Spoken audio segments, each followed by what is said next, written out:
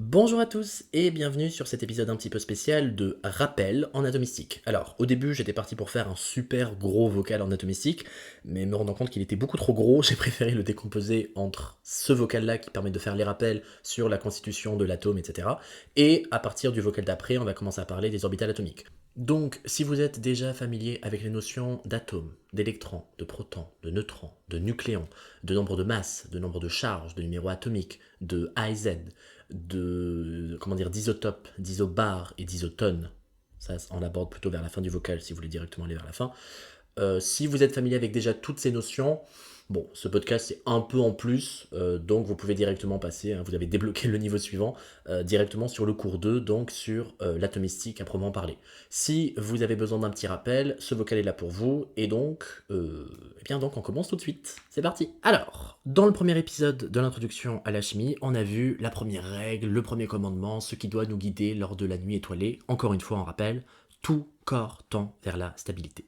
C'est très important parce qu'en vrai, quel que soit le cours de l'année, que ce soit l'acide-base, l'oxydoréduction, la chimie orga, etc., on va dire que peut-être en stéréo, pas nécessairement besoin tout le temps, mais bon, bref, on a quand même besoin de se rappeler de la règle absolue, tout corps tend vers la stabilité. Donc, on va parler d'atomistique, et donc pour parler d'atomistique, on va commencer, j'ai envie de vous dire, avec le niveau premier, avec le début, donc l'atome. Bon, si vous êtes en train d'écouter cet épisode, vous êtes très probablement à l'université ou bientôt à l'université. Vous avez probablement fait des cours en chimie, et si c'est pas le cas, c'est pas grave. Et vous avez probablement appris que tout corps est constitué d'atomes, de molécules. L'atome, c'est l'unité élémentaire de la matière, à ne pas confondre avec la cellule, qui est l'unité élémentaire du vivant. Tout ce qui est vivant est matière, mais tout ce qui est matière n'est pas vivant. Différence fondamentale entre la chimie et la biologie. Donc, quand on parle de matière, on va parler d'associations d'atomes qui pourront former des molécules, et plusieurs molécules qui vont pouvoir former, avec plusieurs dizaines de milliers, etc., plusieurs dizaines de millions même, des composés qu'on peut voir à l'œil nu, et c'est, le téléphone, l'assiette, le couteau, le verre, le micro, la bouteille d'eau, le téléphone, ce que vous voulez. Donc, quand on va s'intéresser à cette brique élémentaire particulière qu'est l'atome, eh bien en vérité l'atome, il y a un certain nombre d'éléments, un certain nombre de types d'atomes qui vont définir des éléments différents. On va parler de l'atome d'hydrogène, de l'atome d'hélium, de l'atome de zinc, l'atome de fluor, l'atome d'hydrogène, enfin l'hydrogène j'ai déjà dit, je sais pas, le brome, etc., etc. Donc maintenant, ce qui est intéressant à comprendre, c'est qu'est-ce que c'est que l'atome. L'atome, c'est une composante élémentaire de la matière, la plus petite brique de la matière, et cet atome-là va être constitué par deux principaux composés. Un noyau, donc un noyau au milieu, un noyau central, et un nuage d'électrons. Toute la matière repose là-dessus. Il y a un noyau au milieu, qui regroupe une très grande partie, pour ne pas dire la quasi-totalité de la masse de l'atome, et des composants autour qui y gravitent. Quelque part, on est un petit peu pareil entre l'infiniment petit et l'infiniment grand. Si on regarde le système solaire, c'est grosso merdo la même chose. C'est un corps, le Soleil, qui regroupe la quasi-totalité de la masse de l'univers, n'importe quoi, du système solaire, et il va avoir un cortège de planètes qui va graviter autour de lui. Le noyau et les électrons, c'est comme le Soleil et les planètes. Un noyau central qui regroupe l'essentiel de la masse avec un cortège d'éléments qui gravitent autour. La nature de la gravitation ne sera pas exactement la même. Pour les planètes, c'est la gravitation universelle, et pour l'infiniment petit, on va plutôt parler de gravitation électrostatique. Mais bon, dans l'ensemble, on parle grosso modo de la même chose. Pourquoi est-ce que je vous ai parlé de la gravitation électrostatique ? La gravitation de nature électrostatique, les interactions électrostatiques, c'est, comme son nom l'indique, avec électrostatique, donc avec des charges électriques. Donc, je parle des charges électriques parce que dans le noyau, il va y avoir des charges positives, les protons, et à l'extérieur du noyau, les planètes qui vont graviter autour, ce seront des charges négatives, les électrons. Les électrons gravitent autour des protons grâce à la force gravitationnelle très légèrement, et surtout grâce à la force d'interaction électrostatique. Donc, le noyau contient des protons chargés positivement. Bien. Pas seulement. Il y a d'autres composés qui sont les neutrons, et comme leur nom l'indique, ils sont neutres, donc ils ne possèdent ni charge plus, ni charge moins. Donc dans le noyau, on retrouve et des charges positives, les protons, et des charges neutres, les neutrons. Ouais, donc les neutrons, ça sert à rien en fait. Non, pas du tout. Les neutrons sont d'une très grande aide, pour une raison très simple. Qu'est-ce qui se passe quand vous mettez du plus avec du moins? Le côté plus est attiré par le côté moins et vice-versa. Quand vous vous amusez à jouer avec les aimants, le plus est attiré par le moins. Par contre, qu'est-ce qui se passe quand vous mettez deux plus ensemble ou deux moins ensemble? Ils n'ont qu'une envie, c'est de se barrer. Donc c'est très appréciable d'avoir le plus qui attire le moins pour faire en sorte que les électrons gravitent autour du noyau. Parce que sinon les électrons, s'ils sont un peu trop loin, ils vont juste se barrer. Là, ils sont à la bonne distance pour être suffisamment attirés par le noyau sans pour autant rentrer comme ça et se cracher dessus. C'est la gravitation. Qu'est-ce qui se passe maintenant au niveau du noyau? Admettons que j'ai, je sais pas moi, 20 protons, 20 charges positives comme ça côte à côte. Heureusement que j'ai les neutrons. Parce que sinon, j'oblige 20 charges positives comme ça à cohabiter ensemble. Ça risque d'être une colocation assez explosive. Donc, j'ai besoin d'avoir ces neutrons qui fassent un peu zone tampon, un peu genre la Suisse, en mode calmos. On ne met pas toutes les charges positives beaucoup trop proches les unes avec les autres. Donc, les neutrons sont des particules qui existent, sont des particules qui, même s'ils n'ont pas de charge, possèdent une masse. Et d'ailleurs, c'est ironique parce que les neutrons sont même plus lourds que les protons. Donc, si je regarde neutrons, protons et électrons, les neutrons sont sont les plus lourds des trois. Les protons ont une masse pas très loin des neutrons, mais ils sont quand même en dessous, et les électrons sont vraiment à la traîne. Genre les électrons, je crois que c'est 1800 fois moins lourd. Enfin bon bref, les électrons, personne les aime d'un point de vue masse. Très souvent d'ailleurs, quand on calcule la masse d'un atome, on s'amuse surtout à calculer la masse des noyaux, du noyau, c'est-à-dire des protons et des neutrons. Les électrons, flament un peu quoi. Donc, on a des protons, on a des neutrons, on a des électrons. Et là, peut-être que vous êtes en train de vous poser une question qu'on voit pas souvent dans le cours, en mode, bon, t'es bien mignon mon coco, mais au début t'avais dit que l'unité élémentaire de la matière c'était l'atome. Donc il n'y avait pas plus petit, c'est le principe de dire élémentaire. Et là t'es en train de nous parler de choses plus petites qui constituent l'atome. Tu te serais pas foutu un peu de notre gueule quand même? Pas du tout. Parce que je vous ai dit quelle est l'unité élémentaire de la matière. Les électrons seuls ne forment pas de la matière. Les protons seuls ne forment pas de la matière. Et les neutrons seuls ne forment pas de la matière. Donc effectivement, l'unité élémentaire est constituée de plusieurs particules. Mais il n'en reste pas moins que c'est l'atome l'unité élémentaire. Pour donner un peu un exemple, si je vous parle, je sais pas moi, d'une pièce à vivre, il faut qu'il y ait au moins une fenêtre, il faut qu'il y ait au moins un lit, et il faut qu'il y ait au moins un bureau. Alors effectivement, cette pièce, c'est le strict minimum de ce qu'il me faut pour pouvoir vivre. Une fenêtre pour m'aérer, un lit pour dormir, un bureau pour travailler. Mais si demain quelqu'un me dit « regarde, moi j'ai plein de bureaux », je me dis « Très bien, mais ça me suffit pas. Moi j'ai plein de fenêtres, who cares ? Moi j'ai plein de lits, pareil. » Donc, ne vous faites pas avoir, parce que si on veut vraiment rentrer là-dedans, même les protons eux-mêmes sont constitués de quarks ups et downs. Enfin bon bref, on va pas rentrer encore là-dedans, parce que c'est pas à l'ordre du jour. Mais quand on parle de l'atome qui est l'unité élémentaire, donc c'est pas juste qu'il faut garder en tête que c'est le plus petit, c'est que c'est le plus petit pour la matière, c'est-à-dire que c'est l'unité indivisible que j'ai en plus petite quantité pour pouvoir multiplier pour donner de la matière. Je prends plusieurs électrons, c'est-à-dire plusieurs tables, ou plusieurs fenêtres, ou plusieurs lits, ça ne suffit pas. Par contre, si j'ai plusieurs pièces, là oui, j'ai plusieurs endroits à vivre. Les atomes, c'est pareil. L'atome est l'unité élémentaire de la matière, même si l'atome lui-même est constitué par des particules plus petites que lui. On a donc nos électrons qui gravitent autour du noyau avec protons et électrons. Et là, on va se poser la question, qu'est-ce qui fait que la matière est matière? Parce que d'accord, j'ai compris c'est quoi mon unité élémentaire de la matière, mais qu'est-ce qui fait que le lingot d'or, c'est pas un lingot d'argent, c'est pas un lingot de platine, c'est pas un bout de bois? Eh bien, on va voir nos différents composants de l'atome. Donc, le noyau et les électrons. Et le noyau constitué de protons et de neutrons. Si c'est ça la structure élémentaire de l'atome, eh bien, ce qui va changer d'un élément à un autre élément, hydrogène, hélium, carbone, oxygène, soufre, phosphore, etc., etc., c'est le nombre de ces éléments. Et plus exactement, c'est le nombre de protons, donc de charge plus au niveau du noyau, qui va déterminer l'élément. Donc, si jamais j'ai un proton dans mon noyau, je vais parler de l'élément hydrogène. Si j'ai deux éléments dans le noyau, je vais parler de l'élément hélium, puis lithium, etc., etc., etc.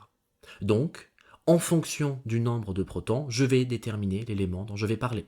Et donc, pour qualifier l'élément dont je parle, j'aurai besoin de connaître le nombre de protons. Et ce nombre de protons, c'est ce qu'on va appeler le numéro atomique, également appelé le nombre de charges. Facilement compréhensible, parce que chaque proton, c'est une charge plus.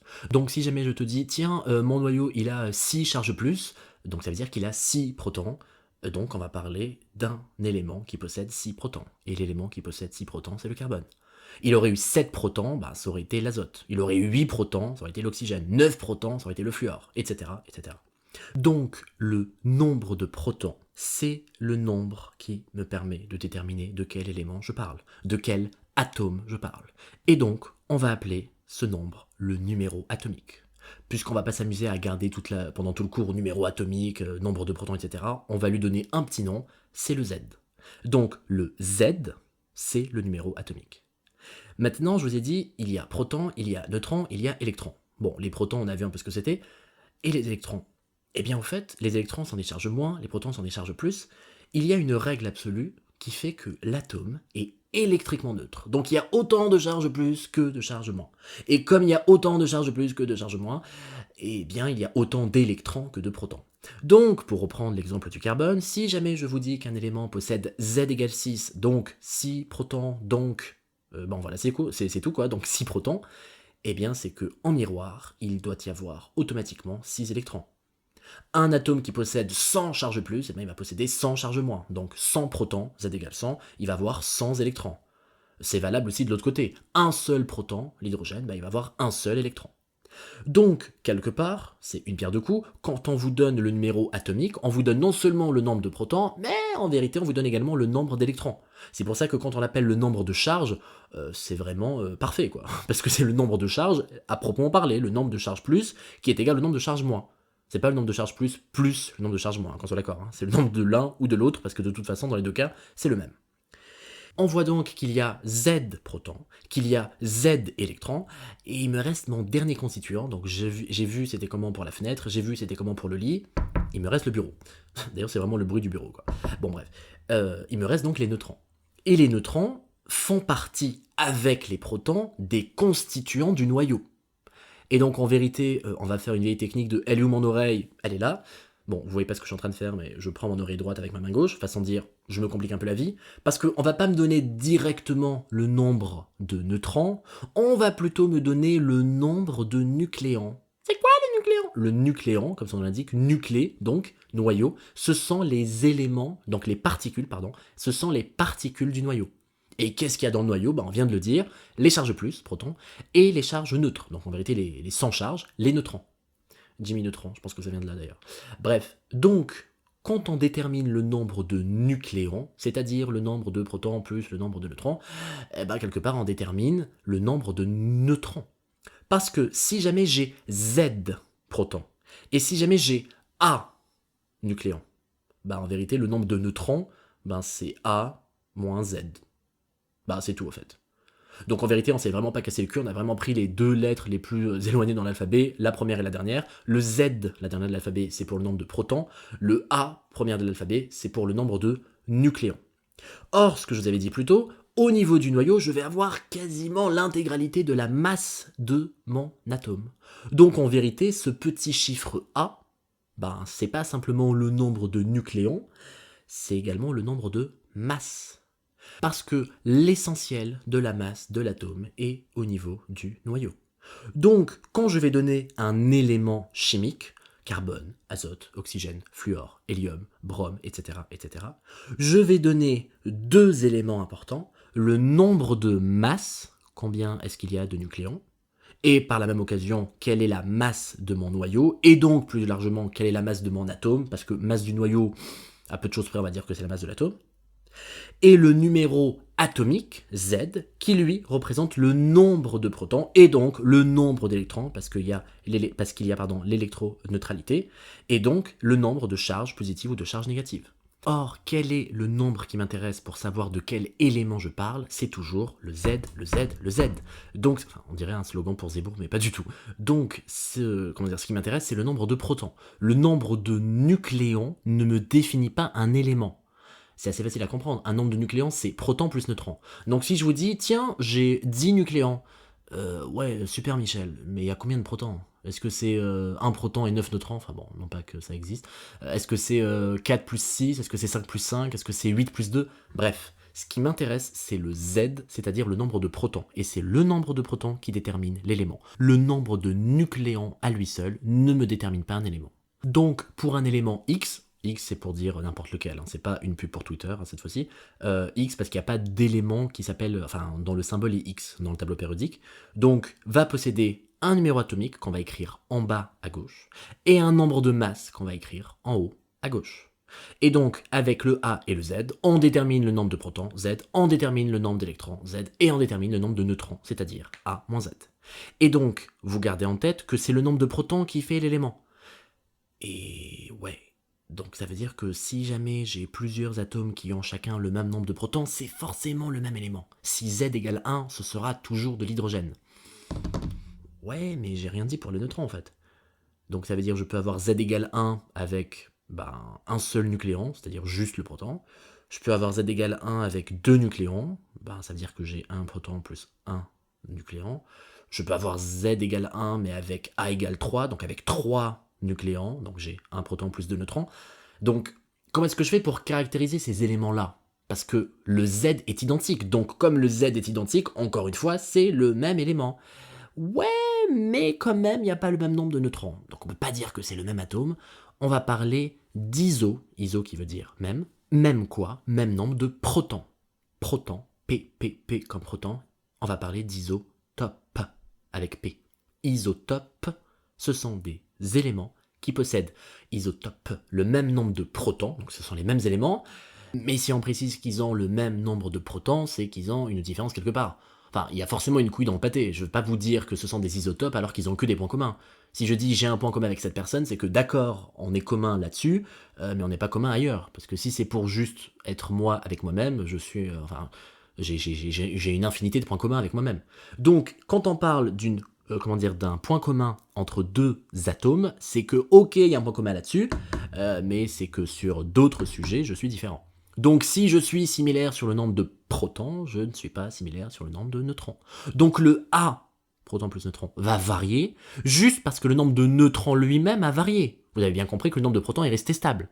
Donc on peut comme ça s'amuser à déterminer plusieurs choses. Comment on va appeler des atomes qui possèdent le même nombre de protons, mais le reste varie? Isotope, même nombre de protons. Enfin, c'est compliqué de faire un son sur une consonne. Même nombre de protons. Maintenant, on peut s'amuser à la jouer à l'envers. On peut très bien imaginer des atomes qui possèdent un même nombre de neutrons, mais un nombre de protons différents. Donc là, évidemment, trigger warning, bien sûr, ce sont des éléments différents. Dès que je n'ai pas le même nombre de protons, je ne vais pas chercher mes 14 heures, ce sont des éléments différents.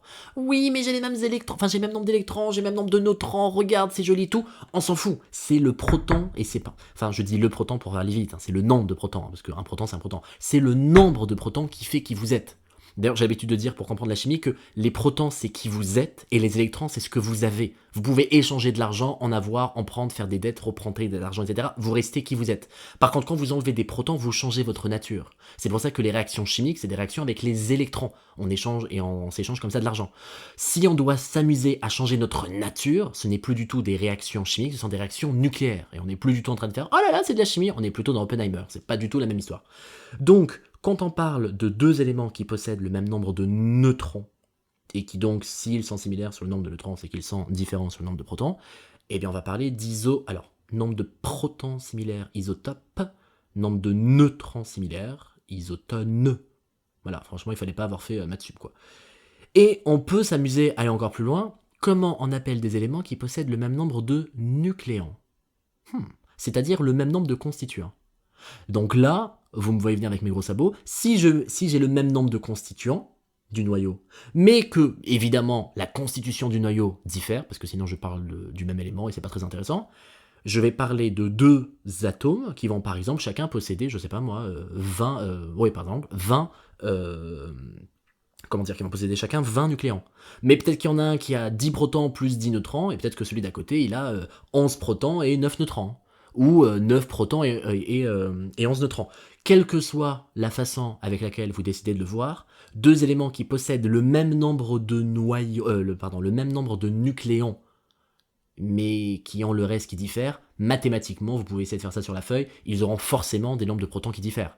Parce que si jamais il y a une différence au-delà du fait qu'ils ont le même nombre de nucléons, donc ça veut dire que la répartition entre neutrons et protons varie, donc que j'ai des protons en plus ou en moins, forcément, ce ne sera pas la même chose. Donc, entre la première situation où j'ai le même nombre de protons, la deuxième situation où j'ai le même nombre de neutrons, et la dernière situation où j'ai le même nombre de nucléons, vous comprenez tout de suite que c'est que dans la première situation où je parle du même élément. Enfin bon, j'ai pas envie de vous enfumer, mais je vous ai toujours pas donné le nom de cette dernière situation. Deux atomes qui possèdent le même nombre de nucléons, mais une répartition de ces nucléons différente, ce sont des isobars. Ah mais c'est vraiment moche comme mot. Oui, écoute Michel, c'est pas moi qui décide. Donc, en vérité, vous allez me dire, bon, il y a le P de proton pour isotope, il y a le N de neutrons pour isotone, il n'y a pas le N de nucléon. Et en même temps, j'ai envie de te dire, c'est logique, Michel, parce que le N, il est déjà pris avec le neutron. Donc, en vérité, on n'est pas si paumé que ça, parce que dans isobar, isobar, il y a le A, et le A de quoi? Le A du nombre de masses. Parce qu'en vérité, c'est très exactement ça le point commun. On a le même nombre de masses, on a le même nombre de nucléons, c'est eux qui possèdent la masse. Donc en vérité, on n'est pas paumé. Il y a toujours le P ou le N ou le A pour nous rappeler qu'est-ce qu'il y a de similaire à chaque fois. Deux petites précisions, enfin la première précision c'est juste un rappel, quand on dit que j'ai le même nombre de protons, c'est que j'ai bidouillé mes neutrons. Si j'ai le même nombre de neutrons, c'est que j'ai bidouillé mes protons, et si j'ai le même nombre de nucléons, c'est qu'en vérité j'ai bidouillé les deux. Deuxième précision, vous remarquez qu'à chaque fois je parle toujours des constituants du noyau. Protons, neutrons et de façon générale nucléons. Je m'en contrefiche, mais genre éperdument des électrons. On s'en fout. Les électrons, ils sont en superficie, les électrons, surtout les électrons de valence, vont réagir, il y aura des liaisons, covalentes, il peut y avoir des ions, des électrons qui partent, des électrons qui reviennent, des substitutions nucléophiles, des additions, éliminations, enfin bon bref. Les électrons, ça reste quand même assez malléable, on fait des orbitales moléculaires, liantes, antiliantes, etc. Donc en vérité, tous ces mots-là, isotope, isotone et isobar, c'est surtout sur le constituant, la constitution du noyau, et c'est quelque chose qui, on va dire de façon générale, ne varie pas quand on fait de la chimie, parce que quand on fait de la chimie, c'est surtout des réactions avec le cortège électronique. Donc tout ce qu'on va voir dans ce chapitre, enfin, c'est pas dans ce chapitre, dans cette année, donc l'oxydoréduction, l'acide base, la chimie orga, etc., c'est tout le temps le cortège électronique qui réagit. Le noyau, il est là en mode, bon, vous me mêlez pas à vos cochonneries, moi je suis juste là pour assurer l'identité. Enfin, quand je dis le noyau, c'est surtout les protons, qui sont là pour assurer l'identité. Est-ce que je suis de l'or? Est-ce que je suis du carbone? Est-ce que je suis de l'azote? Est-ce que je suis du soufre? Et c'est pas plus compliqué que ça. La chimie, c'est juste, je m'amuse à compter. Et je m'amuse à compter le nombre de protons. Si j'ai le nombre de protons qu'il faut, je suis de l'or, ou je suis de l'argent, ou je suis du platine, ou je suis un tel ou un tel. D'ailleurs, pour la petite histoire, c'est de là que vient, entre guillemets, l'alchimie. L'alchimie, c'était le fait de vouloir transformer, il me semble, le mercure ou le plomb en or. Enfin oui, c'est plutôt le plomb en or. Et quand vous regardez sur le tableau périodique, il y a, je crois, 2 ou 3 électrons en plus, enfin 2 ou 3 protons, pardon, de différence entre le plomb, Pb, et l'or, Au. Donc en vérité, on se dit, hey, si je peux juste m'amuser à retirer 3 protons dans chacun des atomes qui constituent ce lingot de plomb, j'aurai un lingot d'or, c'est trop bien. Et sauf que ça marche pas comme ça. Donc, l'alchimie qui n'est pas une vraie science, hein. Évitez de m'écrire ça s'il vous plaît. Donc, en vérité, la constitution du noyau est extrêmement importante parce que c'est elle qui permet d'assurer l'identité.